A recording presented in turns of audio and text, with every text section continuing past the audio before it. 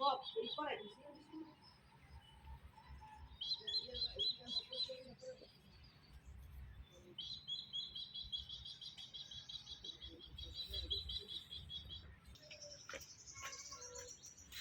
মানে শীতের সবজি, তাই না বন্ধুরা? আসসালামু আলাইকুম, সবাই কেমন আছেন? আশা করছি সবাই ভালো আছেন। আলহামদুলিল্লাহ আমিও ভালো আছি। প্রতিদিন হতে চলে আসছে নতুন একটা রেসিপি নিয়ে।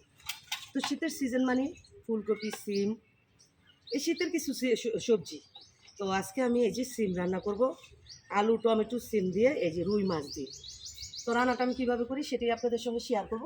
তো চলেন কথা না বাড়ায়া রান্নাটা শুরু করে দিই। এদিক দিয়ে আমি গুছু করতে বৃষ্টির মা ভাত বসা দিয়েছে, ভাত হয়ে গেছে। এখন সবার আগে যেটা করবো সেটা হলো গিয়ে মাছ ভাজাটা প্রথমে মাছ ভাজাটা বসাই দিয়ে তারপর হলো গিয়ে আমি সিমগুলা কাইটা নিব, সিম আলুগুলো। তো মাছগুলো আমি কিন্তু কি জানি বলে ঘর থেকে সুন্দর করে ধুয়ে পরিষ্কার করে নিয়ে আসছি।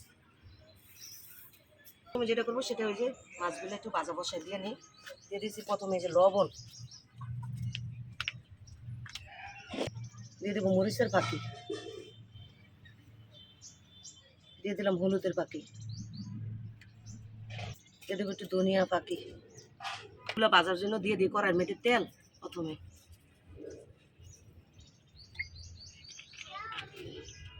এখন আমি যেটা করবো সেটা হলো গিয়ে যে মাছগুলো আমি হলুদ মরিচ দিয়ে সুন্দর করে মাখাই নেব। এখান থেকে কিছুটা আমি তরকারি রান্না করবার কয় পিস ভাজবো বাচ্চাদের জন্য। বাচ্চারা দেখা গেছে তরকারি মাছটা খাইতে চায় না। একটা মাছের মাথায় কড়াই ধরে দেবো। বন্ধুরা দিয়ে দিচ্ছি মাছগুলা।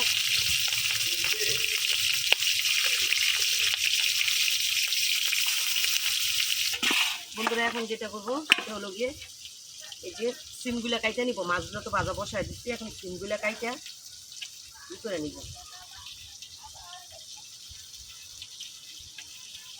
একদম জ্বালা করছি কিনা হইতে ওই বেশ জ্বালায় মানুষের টাকার জন্য।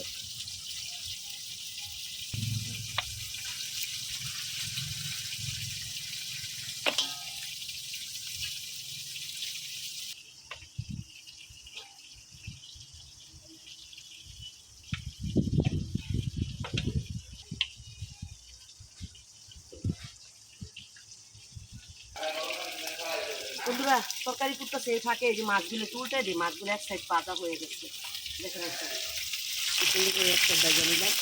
যেহেতু সিমগুলা বাইজা তরকারি রান্না করবো জন্য মাছটা একটু ভাজা বালাতে দিচ্ছি।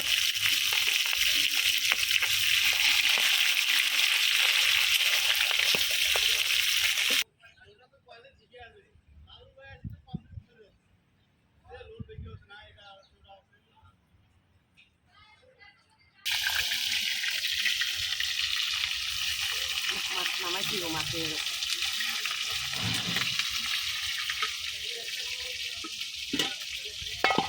মাছটা হয়ে গেছে, তো নামায়া চুলার মধ্যে কড়াইটা বসাই দিই।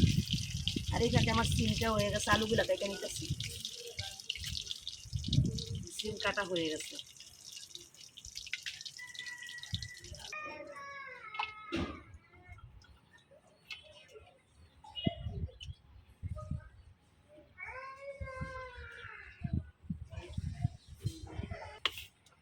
বন্ধুরা এই যে সুন্দর করে সিমগুলা কাইটে একদম ধুয়ে পরিষ্কার করে নিচ্ছি। আর এখানে অনেকগুলা তেল উঠছে মাছের থেকে। এই তেলটা আমি প্রথমে দিয়ে দিব রান্নার জন্য।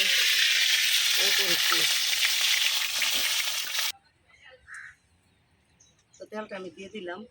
আমি কিন্তু একবারই তেল দিলাম, আর তেল দিব না। তো এখন আমি সিম আর আলুগুলা প্রথমে ভাইজা নিব।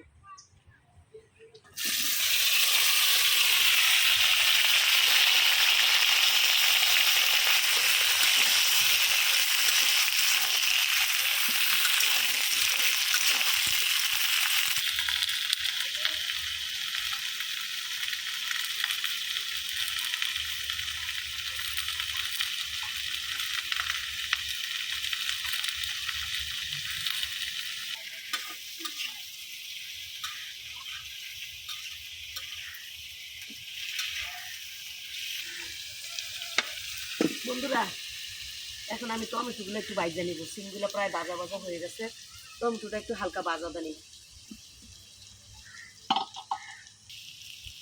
টমেটোগুলো আমি হালকা ভাজা দিয়ে নিব।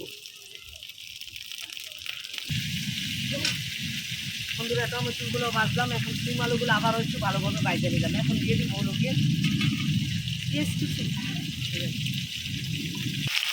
পেঁয়াজ কুচিটা দিয়ে দিলাম, দিয়ে দিলাম লবণটা,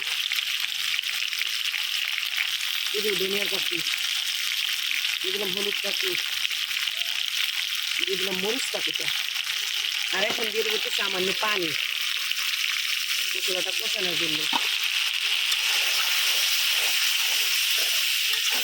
মশলাটা একদম সবজির সাথে মিশাইয়া ভালোভাবে আমি সবজিটা কষাই নেব এই মশলা দিয়ে, সব কিছু দিয়ে।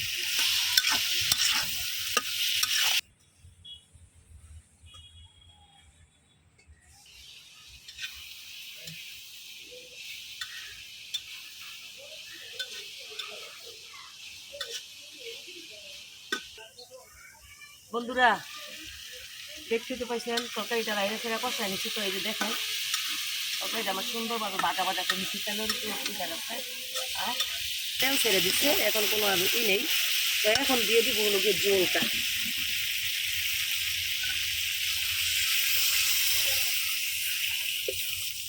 এই তো জলটা দিয়ে দিলাম।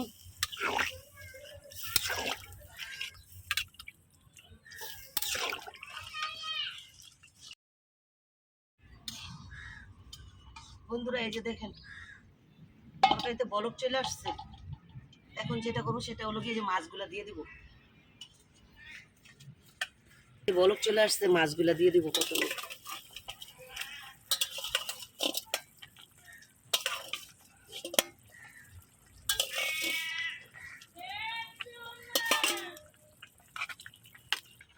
বন্ধুরা মাছ দিছি দেখতেই তো পাইছেন, তো এখন দিয়ে দিব টমেটোগুলা, টমেটোগুলা যে ভাইজা রাখছি এই টমেটোগুলা দিয়ে দেবো।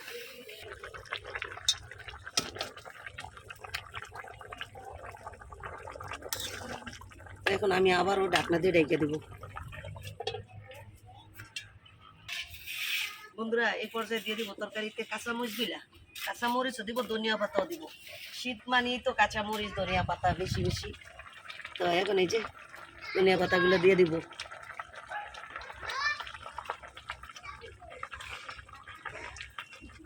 তো এখন আমি আবার একটু ঢাকনা দিয়ে ঢাইকে দিব।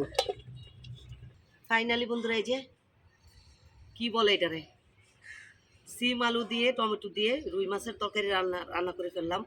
শীত মানে এই তরকারিগুলা খাইতে খুবই ভালো লাগে, বিশেষ করে বাসি তরকারি। তো আজকে রান্না করছি, থাকলে বাসি সকালেও খাইতে পারবো। আবার রান্নাটা কেমন লাগছে আপনাদের কাছে অবশ্যই কমেন্ট করেন। আর এখনও যদি লাইক নিয়ে দিয়ে থাকেন প্লিজ একটা লাইক দিন, সবার কাছে অনুরোধ রইল। একটা ভিডিও বানাইতে অনেক কষ্ট লাগে, তো আর চ্যানেলটা যেহেতু নতুন সবার কাছে অনুরোধ থাকবে চ্যানেলটা সাবস্ক্রাইব করে পাশে থাকার জন্য। তো আজকের মতন এই পর্যন্তই, দেখা হবে নতুন একটা রেসিপিতে নতুন একটা দিনে।